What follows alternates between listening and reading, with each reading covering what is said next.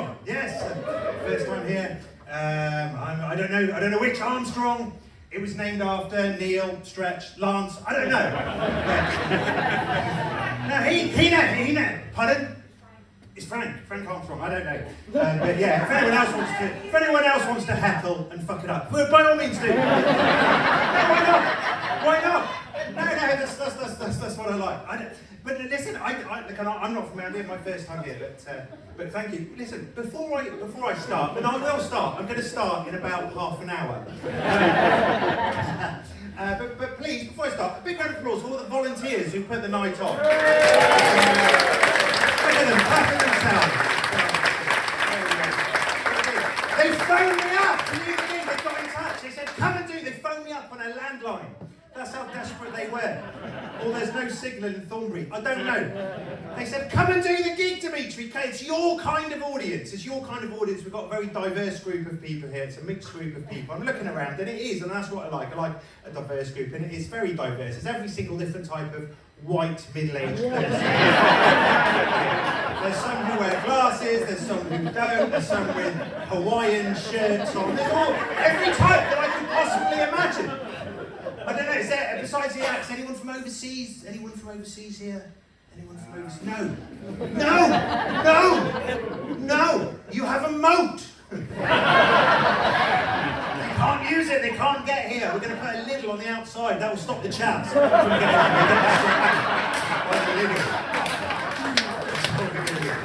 That's good. Listen, I've travelled, I've done my travelling. I used to teach English as a foreign language in Glasgow. They do. Who's been there? They communicate with like mumbles and grunts there. I spat on the floor, accidentally proposed to a woman sat there. Didn't.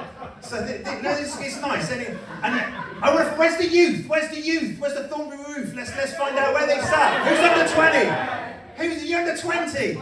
Bloody brilliant! Thank you so much for coming to watch live comedy, because it's all in your TikToks now and Instagram, and you're seeing it. I don't know, maybe you thought it was badminton here tonight, or Punch and Judy show, I don't know. Thanks for coming. What are you? How old are you? 19! What? Look at that clapping. That's the clap of hate. They hate you. They can't remember being 19. I can't remember being 19. 19 years old. I've got stains in my boxer shorts older than you. Can't get rid of them. Can't even bleach them out, but they're staying in there. What's your name, 19-year-old? Pardon? Tyler. Bloody brilliant. You see, you don't get names. We didn't get names like that. That's it. Tyler. Brilliant. I love that. Named after a grout. Fantastic. Brilliant stuff. He's grout, is he? He's also Tyler. It's a front row of Tylers. There we go. That's all we want. Tyler from Thornbury. Superb. 19. What are you doing? It's Friday night. You could be sniffing glue in Leeds. What are you doing? God's sakes. Friday night when I was out at 19, I was just at home masturbating for free and paying to come out. But good on you, Tyler. Thank you. Thanks for coming out. That's it. I want to find. Who's that? Oh yeah.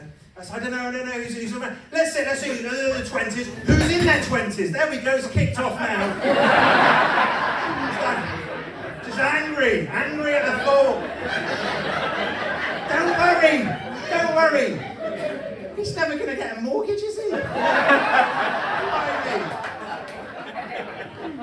He's just waiting for his inheritance, that's it. He's saving up.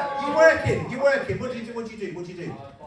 You're a bartender. Brilliant. That's it. He's saving up just to buy an iPhone. That's it. Never going to get that. Good on you. Good on you, Tyler. That's it. Who's in their 20s? Give me a cheer if you're in your 20s. You're in your 20s. Superb. Love that. Who's in their 30s? Fantastic. Still. My age group now. Who's in their 40s? There we go. Brilliant. Love it. My favourite age group now. Who's in their 50s? Brilliant. Anything goes when you get to your 50s. Anything goes. Bit of racism, bit of sexism. Doesn't matter. Right, let's see. Where are they? 60s. There we go. Look at that. There's 60-year-olds here. They're employed. Who's employed? Who's still got a job in their 60s? There we go. Where do you work? I know you're volunteer. Where do you work? In Gloucester. You work up in Gloucester. There we go. In an office? In an office. And what was your name again? David is 60. He works in an office in Gloucester. He spends all his day trying not to get sacked. That's all he does. Sweating over an email to human resources. How do I start it? It was different time back then, wasn't it, David? Different times. You're the boss of a company back in the 70s or the 80s. And, you know, it was just a compliment to slap them on the butt, wasn't it, David? You know, it was different times. Just a compliment. Saying nice tits was a 3-month appraisal, you know? This is not fair. Right, let's find out who's in their 70s. Give me a cheer. Yeah, superb. That's brilliant. Okay, so it's strategic, close to the urinal. Clever. Very good. Yeah, there we are. Right, who's in their 80s? There we go, close to the defibrillator. Oh,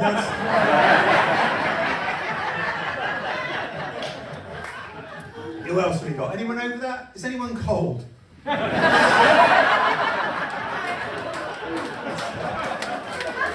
you for coming out, is what I'm saying. I'll start in about half an hour. How do you start a show? That's the thing. I don't know how to start a show. So a lot of the comedians now, they've all got issues, and so the younger comedians, they've got something about they can talk about. They come out, oh, I'm autistic, I've got ADHD, I'm dyspraxic, I'm Welsh.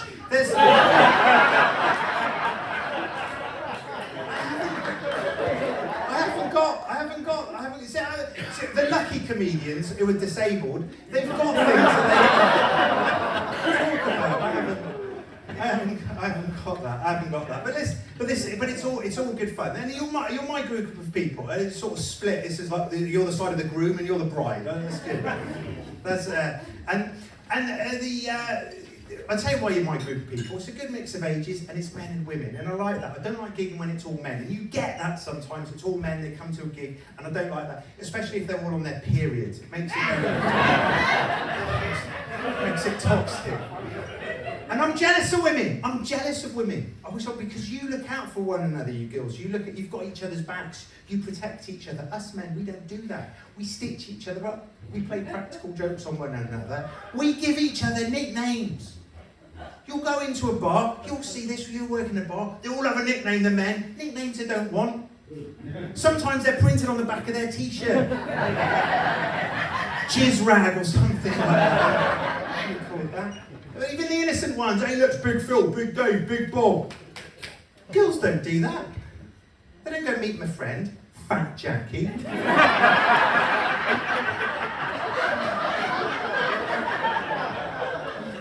She'd be Jolly Jackie. I wish I was a woman, basically. I wish I was a woman. My friends say, in which case, Demitris, listen, you can be gender fluid. Now, I know what that is. It's 2026. I don't care about stuff like that. But that's when you can't decide. You can't make a decision about which gender, which sex you want to be. One day you wake up, decide you want to be a man. The next day you wake up, decide you want to be a woman. I don't care about stuff like that. But I'll be honest with you, if you can't make a decision about something, you're a woman.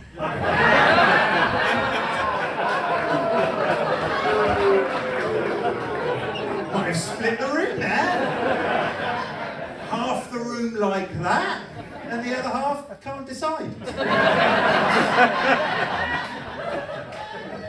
What are the advantages of being a woman in Thornbury then? What advantages do you get about being a woman in Thornbury? What are the advantages? You get better pay? I don't know. Women live longer. Do you know that? Women live longer. The average woman lives 54 years longer than a man. Can't do the statistics. And we played practical jokes on one another. My favourite was when, a long time ago, I used to live in a shared house, all men living together, all in our young 20s. We're at university, we used to play practical jokes on one another. My favourite was when the breath freshener, Tic Tac, brought out a new flavour of Tic Tac, extra strong mint, for people with bad breath. And this Tic Tac was blue. And because it was blue, it looked similar to a Viagra tablet. Correct! Now, by show of hands, who knows what a Viagra tablet is?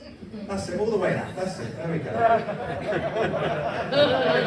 That's it. Now, we thought it would be funny if we replaced one of our friends' stash of Viagra with a Tic Tacs. Now, one of our friends, he was only 21, but he used to take Viagra. He said he didn't need them, but by taking one of these, he could maintain an erection for 12 hours. As if any woman wants to consent to 11 and a half hours of boredom. So we thought we'd replace his Viagra with the Tic Tacs. He would go out on a date with his girlfriend, come back into the house with this brazen, cocky look on his face, go to what he thought was his secret stash of Viagra. He would take one, and he thought in about 15 minutes he was going to end up with a penis with the rigidity of a handle on a frying pan. From John Lewis. Tefal non-stick. No! But we knew that in 15 minutes' time he may have been trying to play snooker with a length of rope. And we thought about that. We thought, actually, that's good, but what would be even better? You see, we had another housemate who liked Tic Tacs.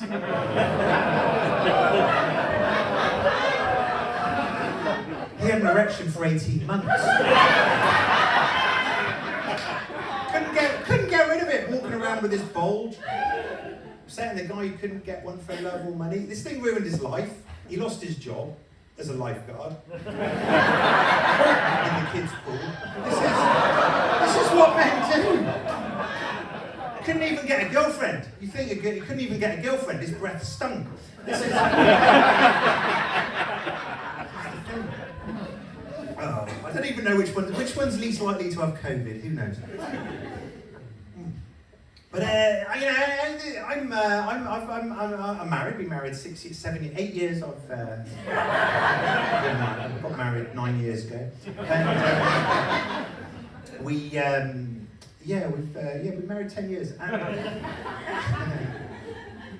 we met last year, and no, we met in a nightclub, the traditional way. I was very much the gentleman. I held the door open for her, which pissed her off because she was in the toilet cubicle. But we got married. She organised the wedding. My job was to organise the honeymoon. So I went to the travel agent with £75, and the travel agent said, "You're going to need a bit more than that." So I said, "Okay, here's 200. We'll both go." And listen, I'll tell you where we went. We went to Thailand, the capital of Thailand, Bangkok. Who's been there? Who's been to Bangkok? It's the sex capital of the world, isn't it, sir? It's where men go to buy a wife, isn't it? It is. And I thought that was a myth, but it's true. I'm flying out on the plane with my wife, all these men, old middle-aged English men flying out to buy a wife. I'm there with my wife as if she's a return.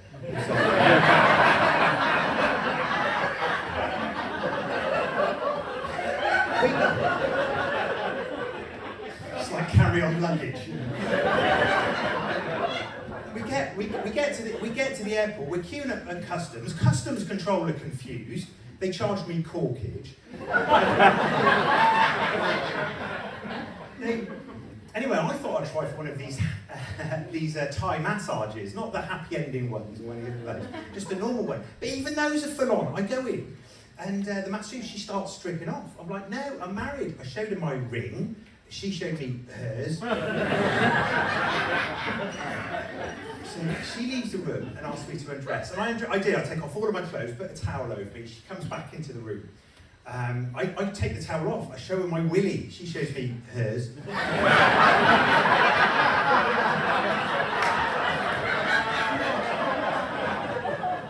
Yeah. And listen, now the more observant of you, I can tell her notice that I wear my wedding ring on the fourth finger of the other hand, on my right hand, and that's a Greek thing, actually. I know everywhere in the world, pretty much, it's always on the fourth finger of your left hand, unless you're from Almondsbury, and then you wear it on the sixth finger of your foot.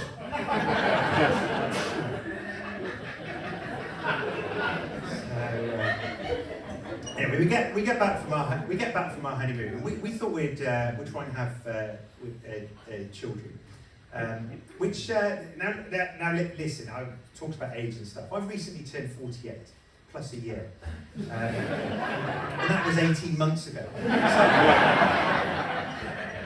Anyway, so when we got married 12 years ago, my wife, because she couldn't conceive, okay, because I was just turned 40 and my wife's 82. So I'm joking. I am joking, by the way. I was 35, and so what you go to your doctor to help, and they give you advice and things like that. And obviously, I'm not an idiot. I knew the basics. You know, I knew that once within the month there was the 12-hour window when the woman oscillates. You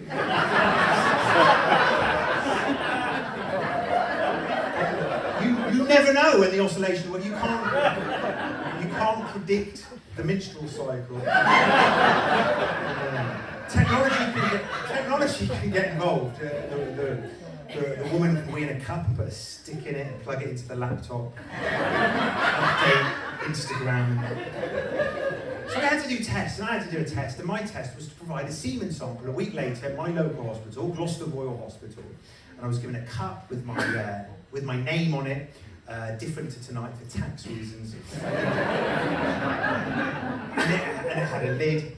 And so I went, and I went to the hospital a week later and waited in the waiting room, best place to wait. And the nurse comes to and shows me into the tiny little room where I'm going to do what I need to do. And all there is in this room is a sink, a huge mirror, as if that's what you want to look at yourself. And it had a sweaty handprint.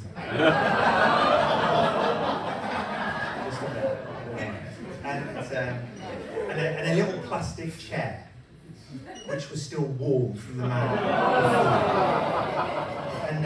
And an array of magazines, Now this is you're not gonna understand this, okay, Tyler, right? You're not gonna understand. But back in my day, and Dave's day, and everyone, right? Back in the day, we had to get our pornography, right? In a magazine, we had to buy pornography. Wasn't on your phone or anything like that, okay? Or you had to go into a newsagent or a petrol station and buy it with money.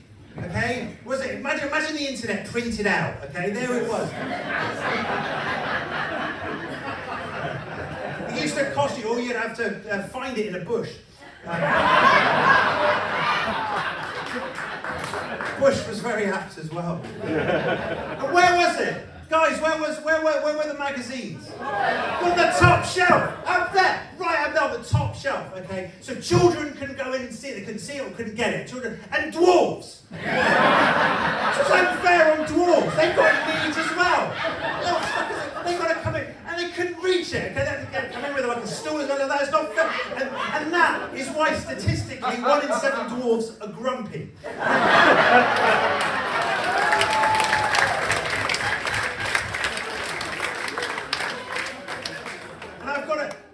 Touching those magazines, going nowhere near them. Okay, but I have to get myself going in this situation. I was faced with dilemmas. How far down do I take my pants and trousers? Like, do I nonchalantly go mid-thigh? Do I go to the knee, to the ankle? Shall I take them off and hang them on the hook? Is that going to make me a slut? I'm now staring down at my 40-year-old penis. We've been together 4 decades through thick and thin. Not a 19-year-old penis with vigour, which could have its own Instagram account. No! My penis, I've got to wait for it to get to room temperature.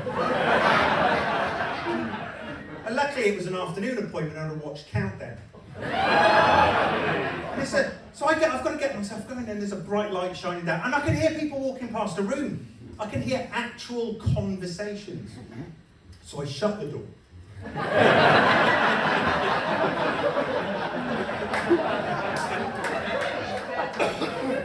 And after 10 minutes, I get to the point of no return where nothing was going to stop what was about to happen. Just 3 seconds left, if that. And then I looked down and suddenly realised I hadn't taken the lid off the jar.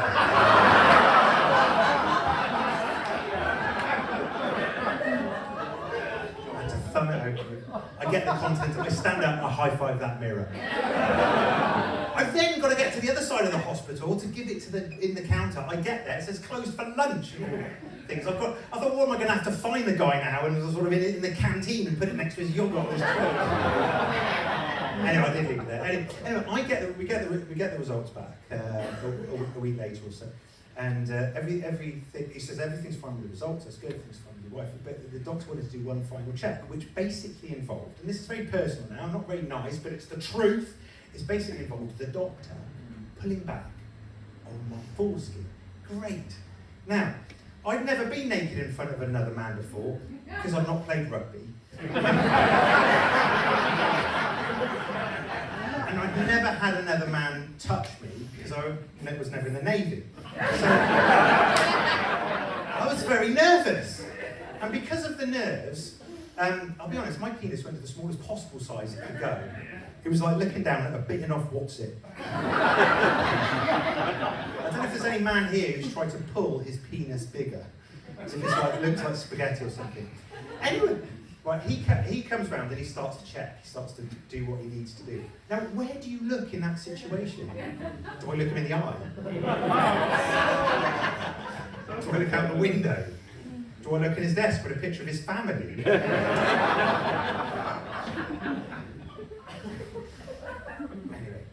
Anyway, he looks up at me and he said, "Don't worry, Dimitri, it's perfectly normal to get an erection." But I haven't got an erection. He said, "No, but I have."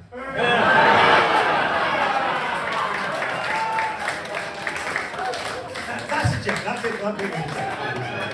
was a joke. But anyway, the results came back, and listen, a little bit of news off the. He gave advice. He gave advice. He said, "Relax. When you have sex, there's nothing wrong with you or your wife. Just he said, try different positions." I had to go. My wife wasn't there. I had to go back and say the doctor says try different positions.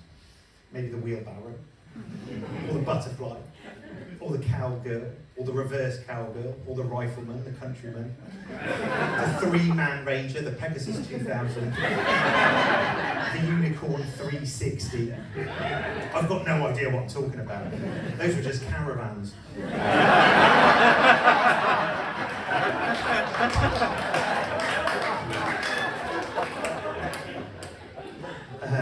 Anyway, listen, I'll tell you this. So, I'm pleased to say, 8 years ago, I became a dad, by the way. Thank you very much. Yeah, don't put that on social media, because if my wife finds it. No, we had a little girl. We called her Eleni, which is Greek. It means bankrupt.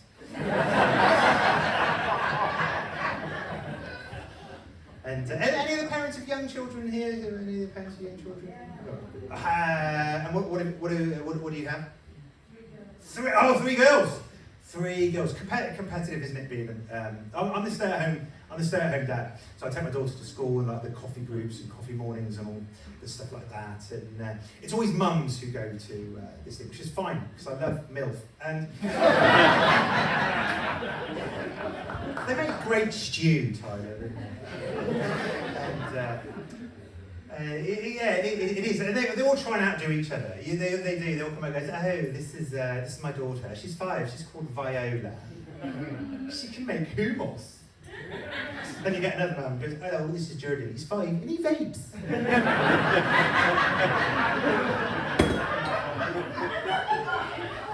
And I'm very aware, my name Demitri is quite unusual when I was growing up. Now kids, and I think it's good that children have got different names. But back in the day, it was all names like David and stuff like that. And there's a thing, and I'll tell you who I blame for the real odd names that people have. It's like Hollywood celebrities. Like Gwyneth Paltrow got a daughter Apple, the Beckhams started naming their children of like where they were conceived and stuff like that. You don't know. You meet someone now, and they might be called George or Henry. If a child's called Henry now, it means their parents probably had a threesome with a Hoover.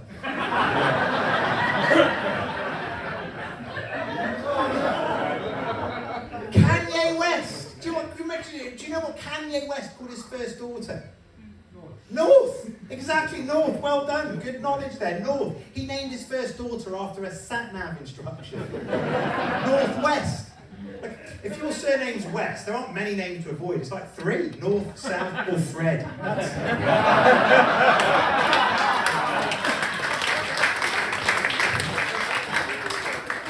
it. Oh, dearie me. I've got to go in a bit. I'm going to go in a bit because I've got another gig to get to in October. So, but it is. Kids have got these sort of funny names and stuff like that. And they all at primary school. Your kids. We've got any primary school teachers. My daughter, she keeps coming back. My daughter's at school. She keeps coming back. And she's like maybe like cards and things like that, and they're covered in glitter. Glitter is horrific stuff. It gets everywhere. It sticks. It ruins the house. But kids, especially girls, are obsessed with it, which is weird because in the 1970s, glitter was obsessed with children.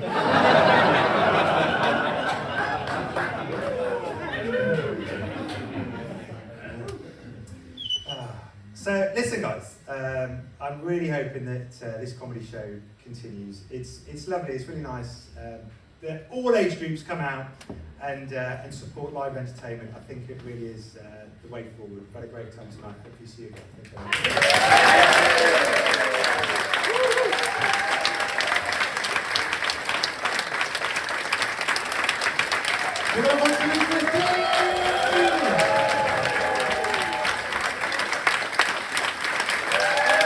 Excellent stuff, eh? Brilliant. You have a good evening? Great, good. Hang on. I did make a little announcement thingy, bit of admin about the next one. I just want to get that one out of the way very quickly, right? Follow this night. It's the proper comedy whatever. That's terrible. Forgive me, James. Right. So July the 31st. Right. Put that one in your diaries, or follow the Armstrong website for the next announcements for what's coming up. We've got Ian Crawford. And then we've got Richard Morton as well, headlining the show. It's going to be another fun. Are you going to come again? Yeah! Of course you will, because look, yeah, thank you. That deserves a round of applause. Go on, keep that going. Whilst we're at it, I'm just going to thank all the acts I've seen this evening once again. Right, from the start. Don't stop. Right, I'm terrible with it. Give it up for Joe Frank. James Gold. Richard Morton.